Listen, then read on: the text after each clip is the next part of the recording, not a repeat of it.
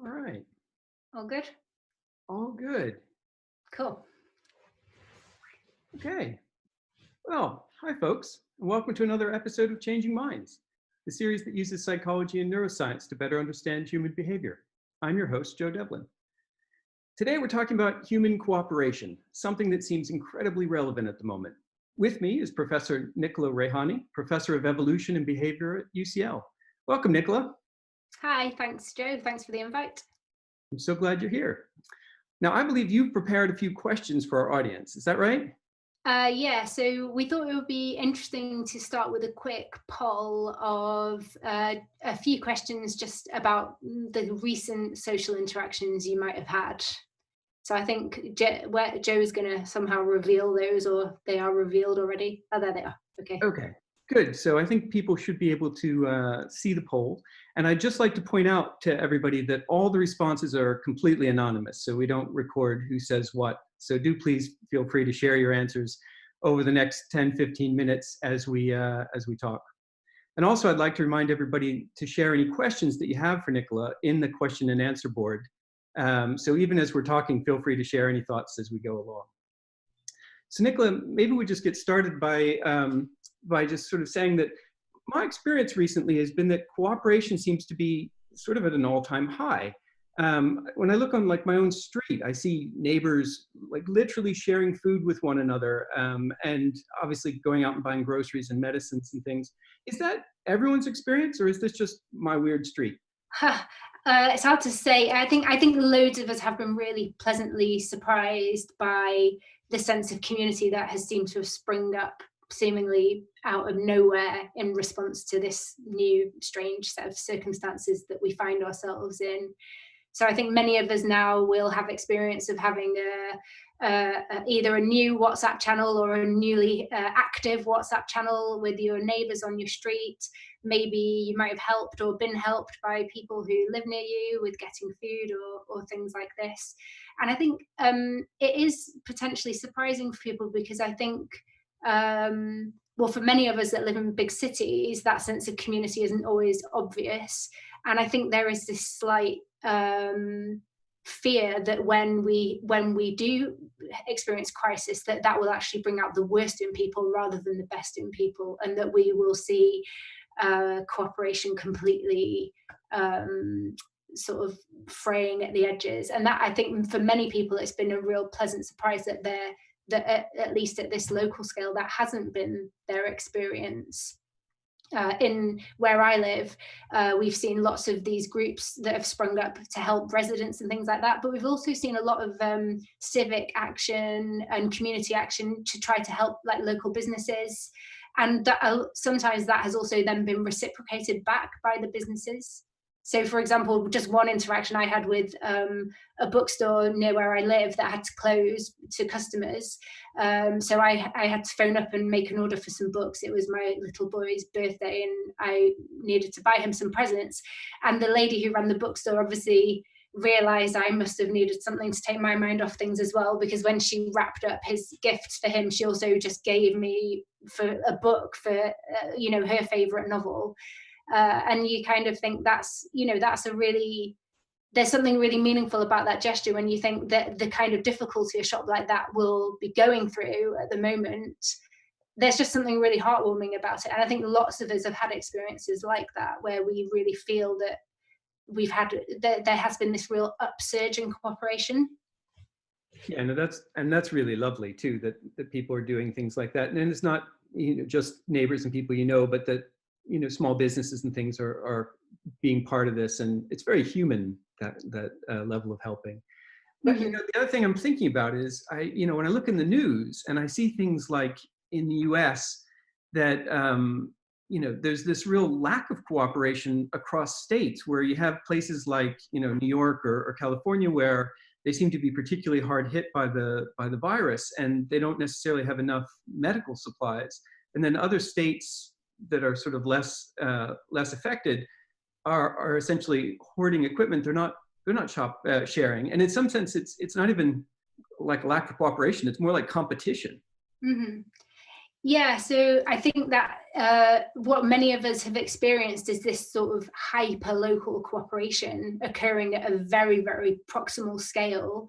And it is noteworthy in that it does seem to be very circumscribed. And actually, what we're also seeing at the same time is these sort of tight circles of cooperation draw together, is we're seeing at more distal scales that sometimes that cooperation is starting to unravel, and that we're seeing examples of people either, well, famously in the news, not adhering to social distancing guidelines, or maybe buying too much stuff in the supermarket and not leaving enough for other people.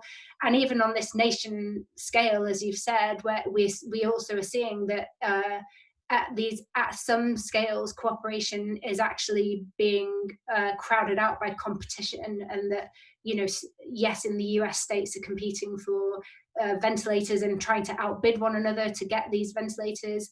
I think perhaps some of the harder hit countries in the EU feel like they could have been helped more by some of the other member states in their time of need, and maybe that help wasn't forthcoming because those countries also, you know, had their own concern and that they might need those supplies for themselves. So there's a dichotomy here, which is that at one scale we're seeing an increase in cooperation, and then at a more distal scale we're also starting to see that kind of cooperation is starting to unravel a little bit. And so one helpful metaphor for thinking about this, I think, or one way you could think about this, is to think of cooperation as being a bit like an onion. Sorry. Corporations like an onion. Would you care to explain that a little bit? Yeah, so it's probably, I've got a video clip, and maybe that will be the most helpful way for me to explain what I mean. So let me just quickly share my screen and go here.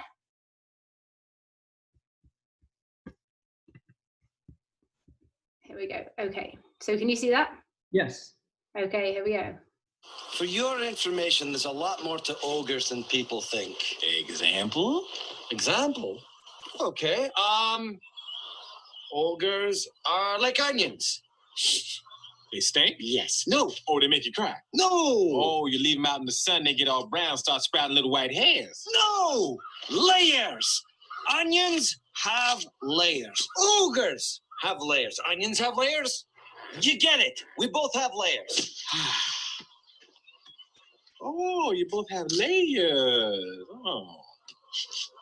You know, not everybody like onions. Okay.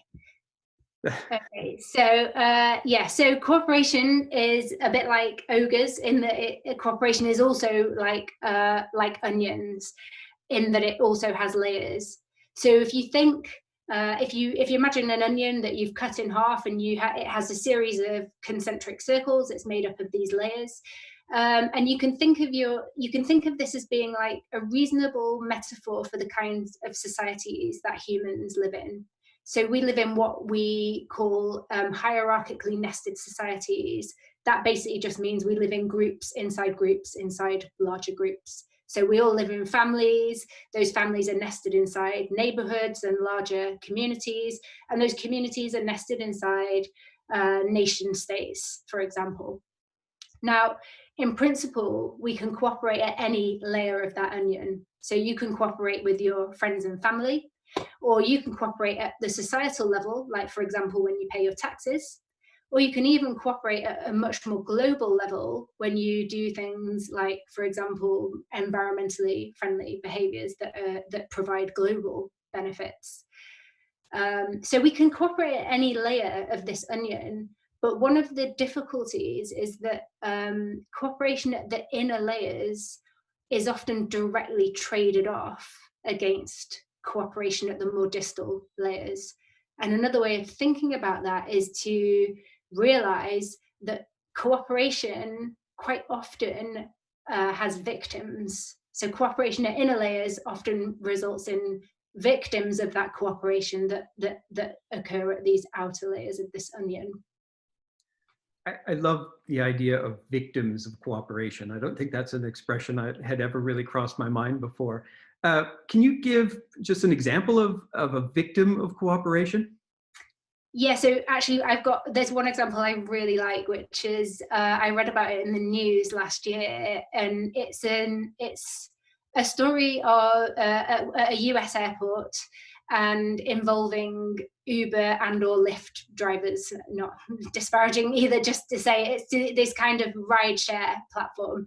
So basically, apparently what happens is when the planes start to land, let's say the Uber drivers coordinate together to all switch off their app at the same time, which then has the consequence that there's a perception of a lot of demand as the passengers are coming off the plane and ordering an Uber, and not very much supply, because no one's there with an Uber app switched on. So basically, they wait until they reach the threshold for surge pricing, at which point then whoever's in charge of coordinating the effort will say, okay, everyone switch on your app again. And now they can basically take these passengers home who are just going to pay slightly more to be journeyed home by the drivers. Now, in a way, doing that doesn't sound like the most cooperative thing to do, right? It seems like you're kind of doing something to swindle the passengers in a way. But on the other hand, when you think about what's going on among the drivers, they actually do have to cooperate to produce this public good. So every driver has a short-term incentive to try and turn their app on slightly quicker than everyone else to make sure that they don't miss out on a fare altogether. And so there is a cooperative element to this at this lower scale, at this inner scale of an onion among the drivers, which results in victims, the victims in a way being the passengers in this case, who pay slightly more. And so this kind of really neatly illustrates, I think, how you can have cooperation at one level that manifests as competition at another. And in the real world, we see, you could also think of corruption and nepotism as being similar kinds of examples of this, in lower level cooperation, helping your friends and family at the expense of a societal level public good. You mean, so if I just hypothetically appoint my son-in-law and his and my daughter to be some sort of high-level government position when they weren't elected, that's cooperation in my family, if not so much benefiting perhaps the rest of the world. That's where that kind of thing comes. And also, I mean, I think it's really important that we don't, even though you have to try to kind of put aside the moral overtones of these kinds of findings.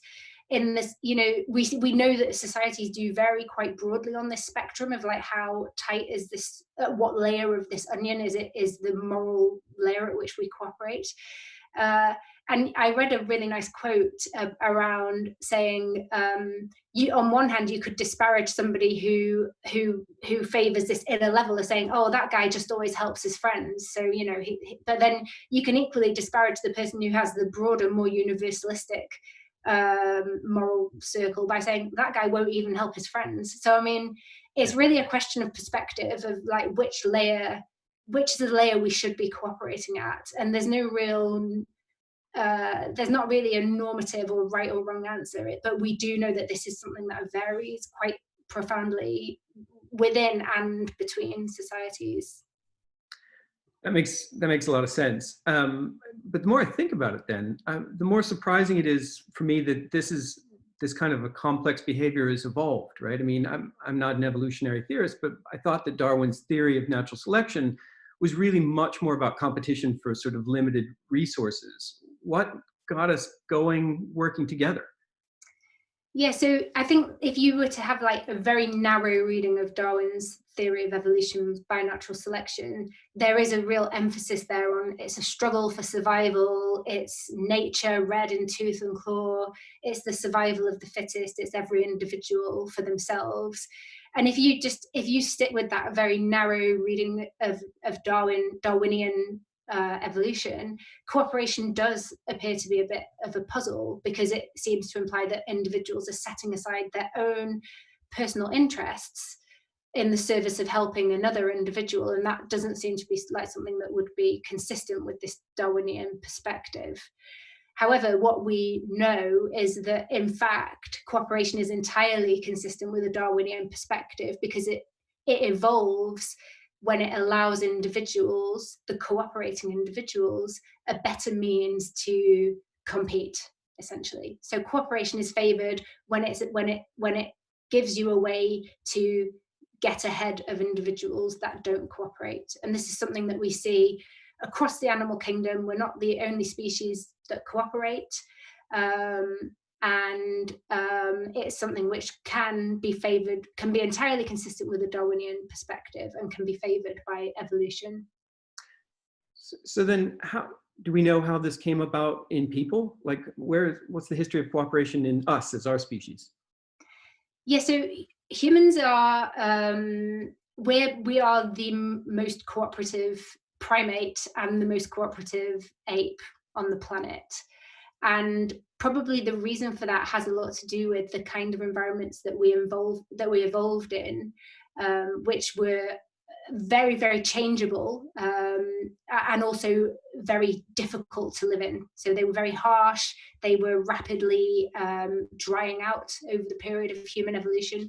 Food was pretty hard to come by, where there was loads of giant, nasty kind of Pleistocene predators roaming around that thought humans looked a lot like lunch.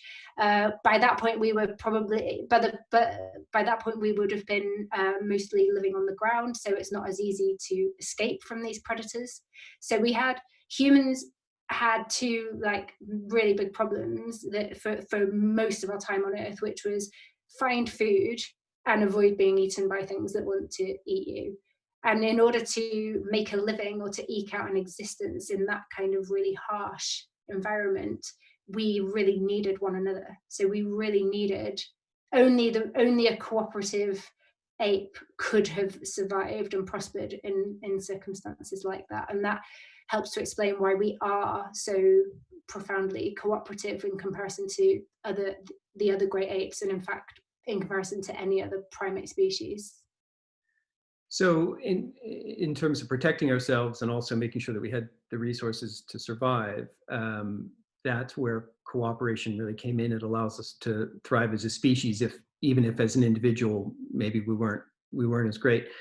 But it feels like that's not the case anymore, right? I mean, the reality is that, if I don't go out and hunt something today, I'm fine. I've got stuff in the fridge, right? Or I've got money in the bank. I can call, I can call a restaurant. So that seems like maybe it's less true now, because society, these institutions have taken over some of that role. Is that true, or?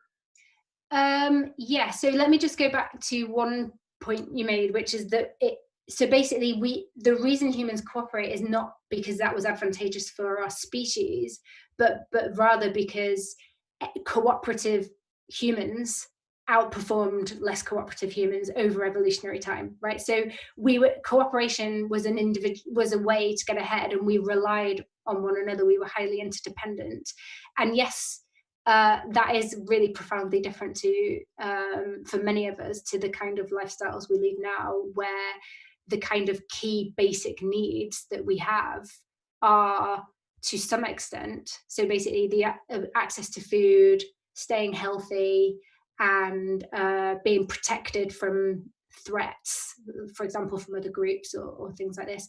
Those kinds of basic needs for many of us now are met, or to some extent met, by the state. So for example, in the UK where I live, there's a National Health Service which provides me with healthcare. We have a government and we have a currency called the pound, and that means that I can store my own money in a bank, and that I can then plug into a market economy, so that if and when I need food, I can get it, and I don't have massive fluctuations in, I have food one day, but then for 2 weeks I don't manage to find anything. So that's a really recent state of affairs for our species. So if we think about the period of time that humans have been on Earth for, if we think about that in the context of the history of Earth itself, we know Earth is 4.5 billion years old, right? So that's a massive number no one can get their head around. So if you think of that instead as a calendar year, with the Earth kind of coming into existence on day one of that year, humans entered the stage on December the 31st, about half an hour before midnight. So we haven't been here very long in any sense. And all of the modernization of the human species has occurred on that timescale within the last 60 seconds that we've been on Earth. So access to market economies and a state providing a security net for people, and the ability to store up resources so that you can get things while they're plentiful, and then you can save them for when they're not so plentiful. All those kinds of means that we have in industrialized economies for smoothing our supply chain are really, really recent inventions, and they're not even universal on Earth today. There are many humans that don't have access to market economies, for example. And what happens when we don't is that we rely on one another a lot more. If you can't meet your basic needs through self-sufficiency, you meet them by, you have a social security net. You pool that risk in your social network. Yeah, that's incredible. I mean, I guess I'd never really thought about how recent we are in terms of the planet, and the idea that, you know, this stuff has happened in the last 60 seconds of a year is remarkable. So how does this change with COVID then? Why is this virus messing up cooperation, or changing it anyway? So one thing I think is really interesting is that if you live in a society where the state provides that safety net, then one consequence of that is that you don't need to rely on your social network as much for support, for that kind of critical support that you need for meeting your basic needs in life. So you don't have to put as much, you're not going to be asking as much of your social partners. And one consequence of that is that you can afford to actually broaden out your social network a little bit, and to have a larger pool of individuals that you cooperate with. Even though you don't cooperate quite as much with any of them, you can still afford to broaden out that social circle of people that you extend impartial cooperation to. When that safety net is removed, which, and to some extent, I think a lot of us are feeling that safety net is to some extent in doubt at the moment. Like, will there be a hospital bed for me if I need it?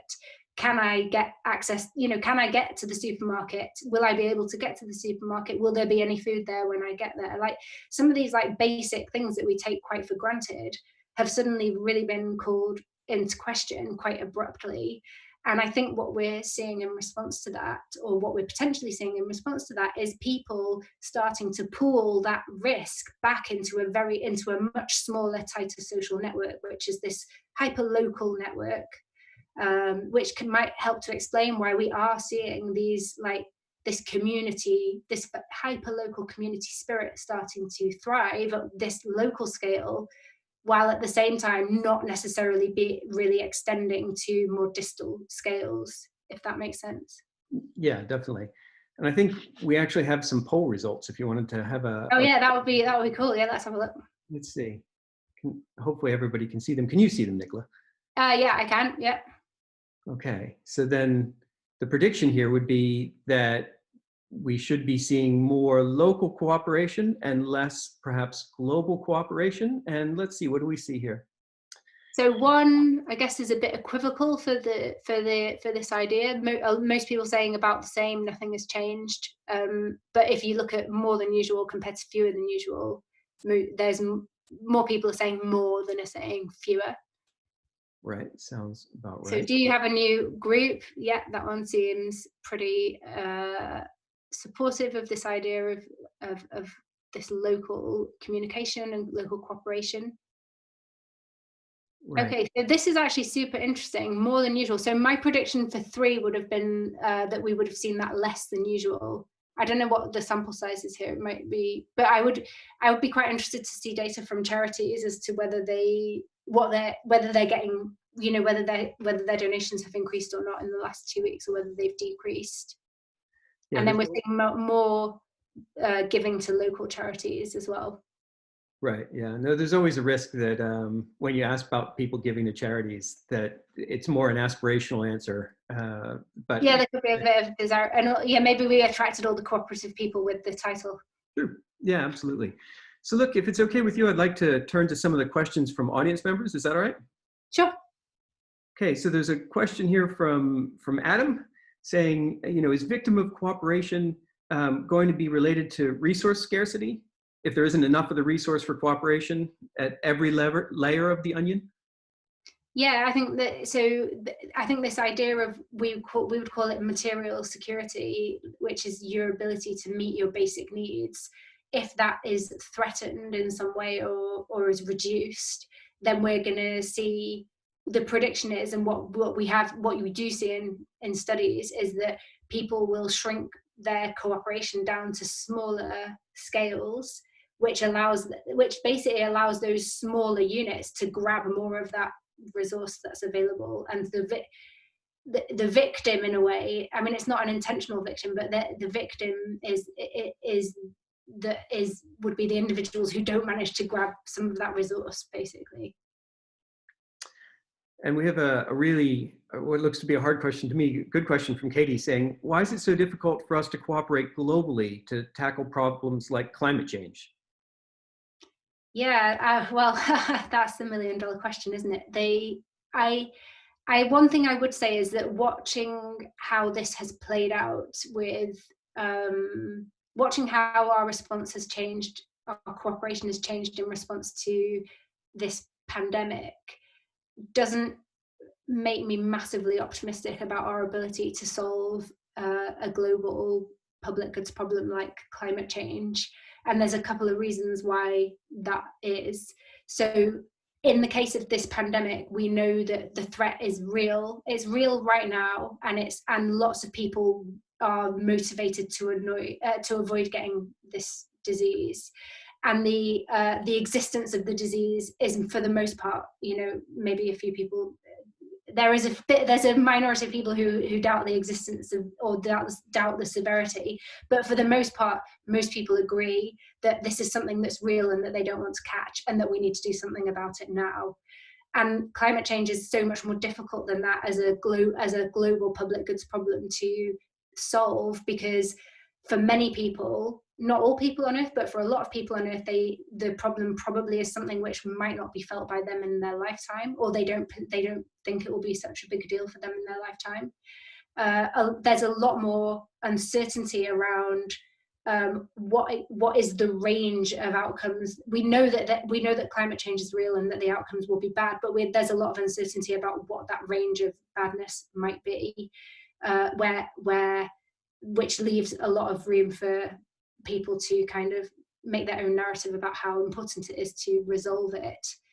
And obviously there's much more, it's going to be much costlier to mitigate the effects of climate change. We're going to have to re-engineer our entire economy to do it. So I don't feel, given that we haven't seen like loads of global cooperation in response to coronavirus, it doesn't make me hugely optimistic that we will manage it with climate change. But that we have to keep hope, obviously, but if you were just to compare the problems side by side, it doesn't look like something where it's not going to be easy for us to do this.